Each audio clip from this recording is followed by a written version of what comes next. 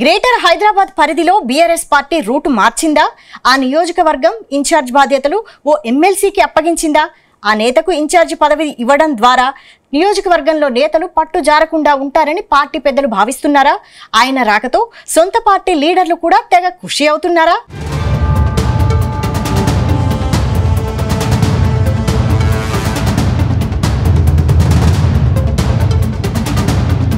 తెలంగాణలో assembly parliament ఎన్నికల్లో BRS కు కోలుకోలేని దెబ్బ తగిలింది. బీఆర్ఎస్ పార్టీ నుంచి 39 మంది ఎమ్మెల్యేలు గెలిస్తే అందులో నుంచి 10 మంది ఎమ్మెల్యేలు కాంగ్రెస్ పార్టీలో చేరిపోయారు. అయితే పార్టీ మారిన ఎమ్మెల్యేల నియోజకవర్గాల్లో బీఆర్ఎస్ పార్టీ బలంగా ఉన్నప్పటికీ వారికి దిశానిర్దేశం చేసే లీడర్ లేకుండా పోయారు. దాంతో 10 నియోజకవర్గాల్లో కొత్త ఇన్ఛార్జీలను నియమించాలనే డిమాండ్ రోజురోజుకు పెరిగిపోతోంది.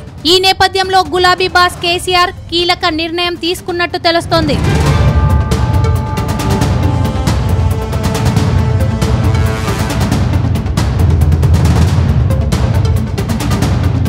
గత అసెంబ్లీ ఎన్నికల్లో గ్రేటర్ హైదరాబాద్ పరిధిలో గులాబీ పార్టీ సత్తా చాటింది. గ్రేటర్ పరిధిలోని చాలా నియోజకవర్గాల్లో గులాబీ జెండానే ఎగిరింది.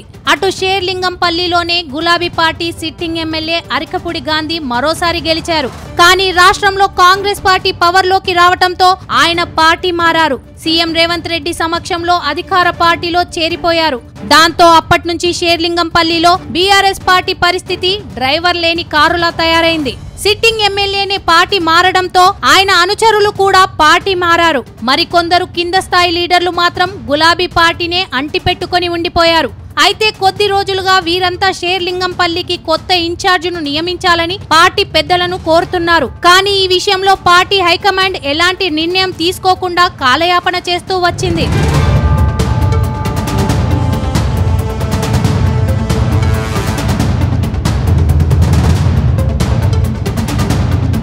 అయితే పార్టీ మారిన నియోజకవర్గాల్లో బీఆర్ఎస్ పార్టీ కొత్త ఇన్ఛార్జీలను నియమించకపోవటం వెనుక కారణం మరోలా ఉందని చెబుతున్నారు. ప్రస్తుతం పార్టీ మారిన నియోజకవర్గాల్లో ఎమ్మెల్యేలపై అనర్హత వేటు వేయాలని బీఆర్ఎస్ కోర్టుకు వెళ్లింది.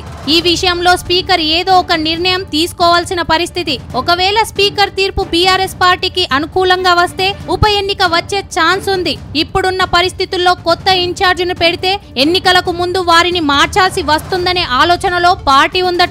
అందుకే బలమైన నేతల కోసం బీఆర్ఎస్ పార్టీ ఇప్పటికే అన్వేషణ చేస్తుందట.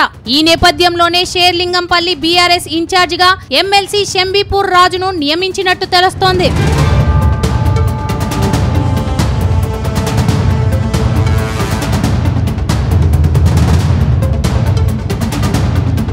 అయితే షేర్లింగంపల్లి ఇన్ఛార్జ్ బాధ్యతలు తీసుకోవటమే ఆలస్యం. నియోజకవర్గంలో సుడిగాలి పర్యటనలు చేస్తున్నారు ఇన్ఛార్జ్ షంబీపూర్ రాజు. షేర్లింగంపల్లిలో బీఆర్ఎస్ నేతల విస్తృత స్థాయి సమావేశంలో కుక్కుట్పల్లి ఎమ్మెల్యే మాధవరం కృష్ణారావు, ఎమ్మెల్సీ షంబీపూర్ రాజు పాల్గొన్నారు.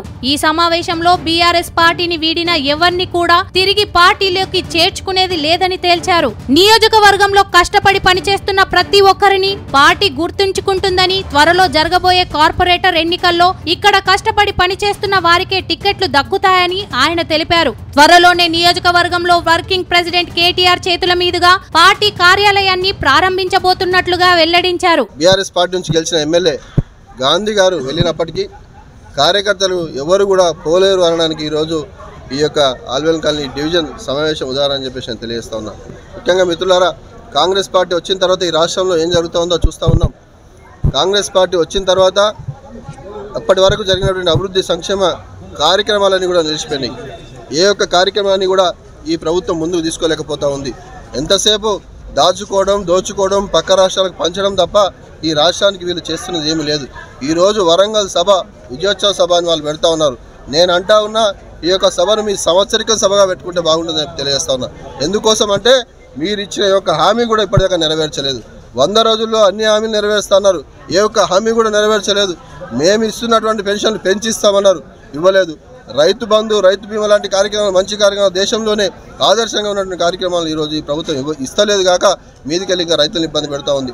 మొత్తంగా షేర్లింగంపల్లికి కొత్త ఇన్ఛార్జిగా షంబీపూర్ రాజు రావటంతో బీఆర్ఎస్ శ్రేణులు ఖుషి అవుతున్నారు. కానీ షేర్లింగంపల్లిలో సిట్టింగ్ ఎమ్మెల్యే అరికపూడి గాంధీని తట్టుకొని షంబీపూర్ రాజు రాజకీయం ఎలా చేస్తారనేది ఆసక్తికరంగా మారింది.